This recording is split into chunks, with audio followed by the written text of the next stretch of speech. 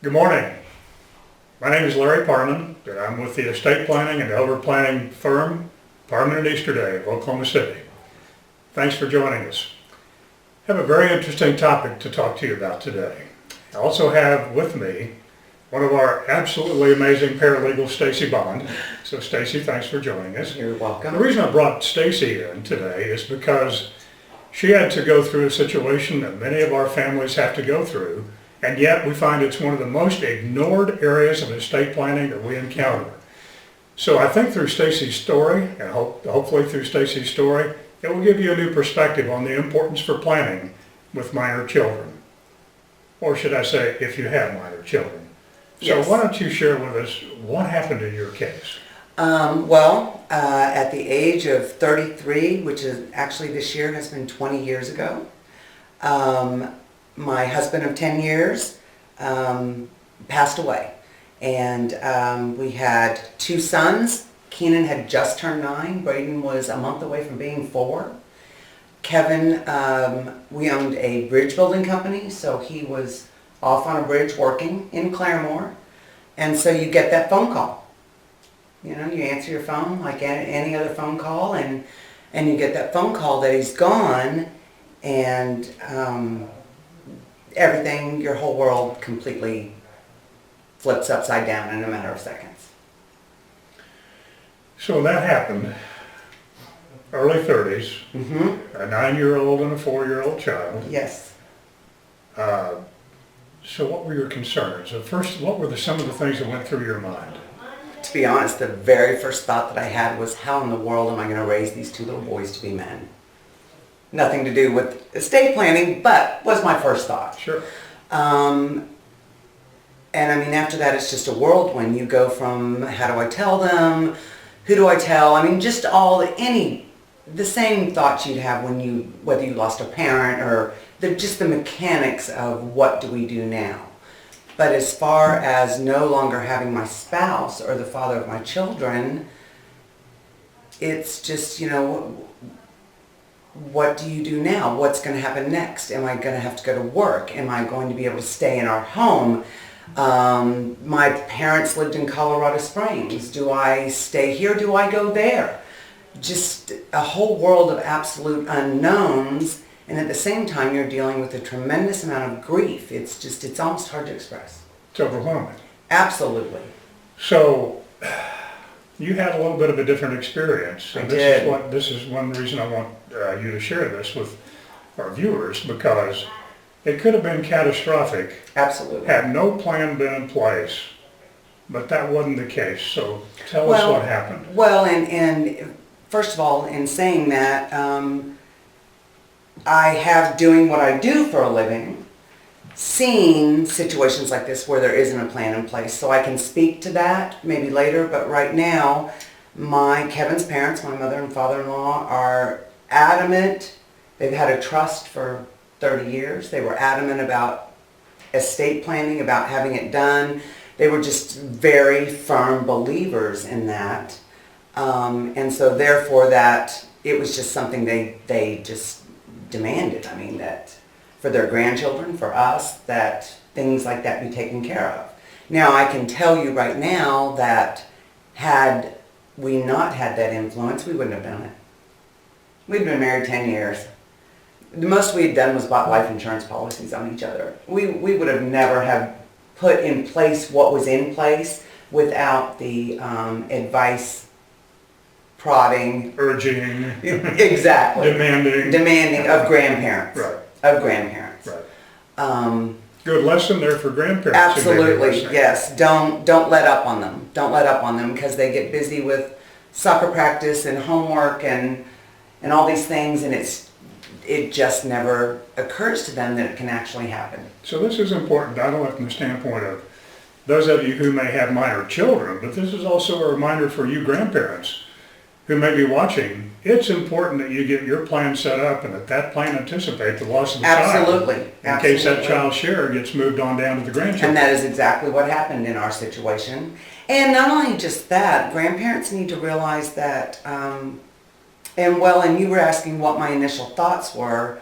I made a few notes, and I can tell you right now that when the smoke cleared and things started to settle as far as how we were going to function through this, what was going to change, what wasn't going to change, that kind of thing. My next fear was, what if something happens to me? They now have one parent, and I'm far away from them being 18 years old. And so you kind of walk on eggshells after that, and it's like, okay, I've got to be extra special, careful and thoughtful about my own safety and taking care of myself, because what if they lose me? And that's what my parents lived in another state. They lived here. I mean, if there was ever going to be an argument over who was going to get my kids, you don't want your children to go through that Right. at all. And that's really what we want to focus on. The point we want to leave you with is the importance of planning for your minor children. Absolutely. So some of you out there may be in your 30s and you think you're bulletproof. You don't have a need to plan. No. You may be in your early 40s and you're all concerned and tied up in the idea of making sure that the kids have soccer opportunities and education opportunities and so forth, but you shouldn't forget what? Oh, that you have to, that it can it's a phone call. It's literally a phone call that can happen to anybody at any time. I mean, it is that simple, and it's that easy, and it can happen that quickly. And it's just absolutely, it's bad parenting. Good point. It's bad parenting. It is bad parenting.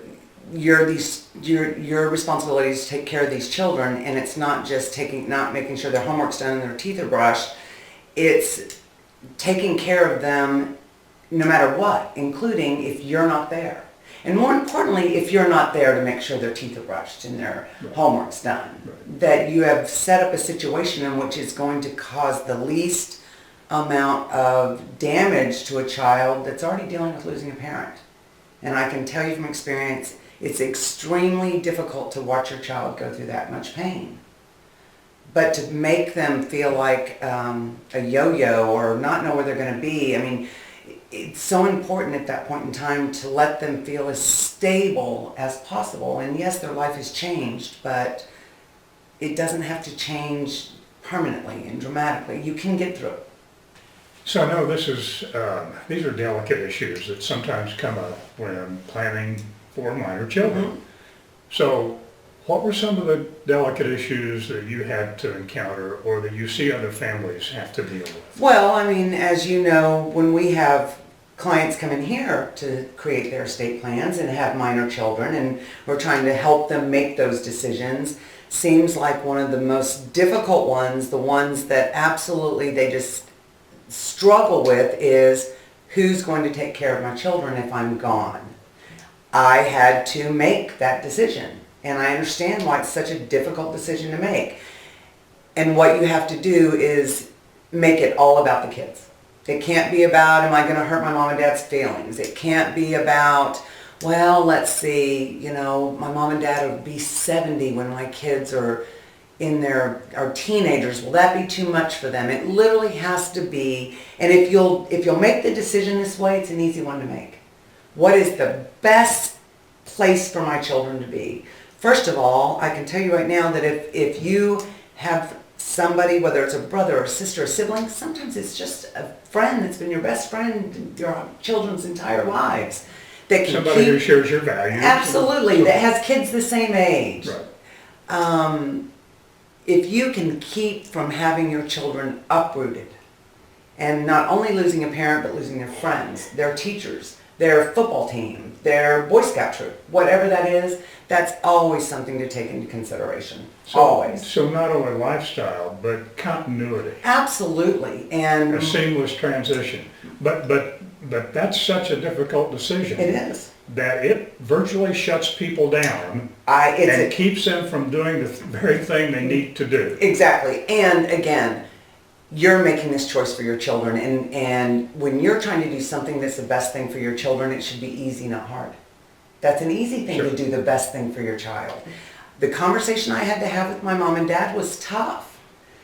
It was tough for me to have. I think that they understood once we discussed it, but my mom and dad were in Colorado Springs at the time, and my mother and father-in-law lived 3 miles from me. So you literally walked the talk and you went to your own parents And and said, I can't choose you. Well, not only can I not choose you, my mom and dad's first instinct was to scoop me up and take me and the boys to Colorado Absolutely. and hide us from all this terrible pain.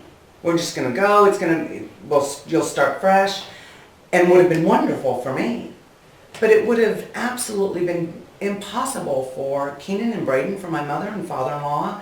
They would have not only lost their dad, they would have lost everything and had to start all over again with all these emotions. That's not a best decision for your child. Yeah, so your in-laws would have lost their son and their grandchildren, and that's wrong too. And so basically I told my mom and dad, I love you, but the best thing for my children is for me to stay right where I am.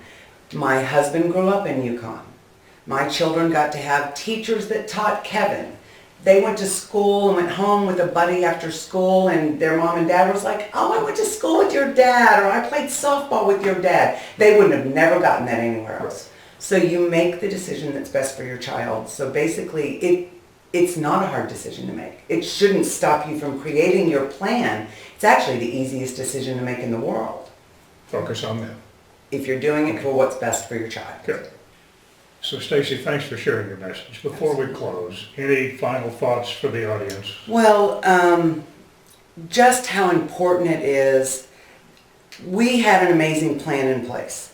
We were incredibly blessed to be able to not have my children's lives disrupted any more than necessary. We got to stay in our home. I got to continue to be a stay-at-home mom. All these things were put in place so that our lives did not, not our lives, the manner in which we were used to living didn't change. The boys' school didn't change. We didn't move. And all of that was because we had an incredible plan in place, including his parents' plan, that allowed for us to have as little disruption as possible in the boys' lives. Now, with that said, again, going back to what I do for a living, I have seen probates happen when in my exact same situation, without a plan in place, where you're dealing with court systems and even if both parents have died, you've got grandparents fighting over children. You've got a probate going on, which is incredibly costly when you're trying to basically make sure you have every dime you possibly can to keep your home and your children having everything they need. And now you're shelling out all this money to an attorney just to try and clean things up. It's just so important. And like I said earlier, I really believe it is bad parenting to not, first of all, to not take into consideration that something can happen to you, because it can, and to not plan for something like that to happen. Thanks for sharing your message. Thanks for sharing your lesson. Hope you've enjoyed that. As a follow-up, let me share a couple thoughts to leave you with. First of all, we have a free report, extremely valuable. It's called 5 Keys to Avoiding the Top Estate Planning Dangers for Families with Minor Children. Has a huge value to it, maybe even greater than the published 1995. But we want to provide you a free copy if you have an interest in that. Secondly, if you'd like the opportunity to go beyond the free report and sit down with one of our attorneys and benefit from some one-on-one counseling about the importance of planning if you have minor children, please let us know. That's a simple phone call, 405-843-6100. So either way, whether you want the free report or the complimentary consultation, take advantage of that. This is Larry Parman with the estate planning law firm of Parman and Easterday. We look forward to hearing from you. Again, one more time, 405-843-6100.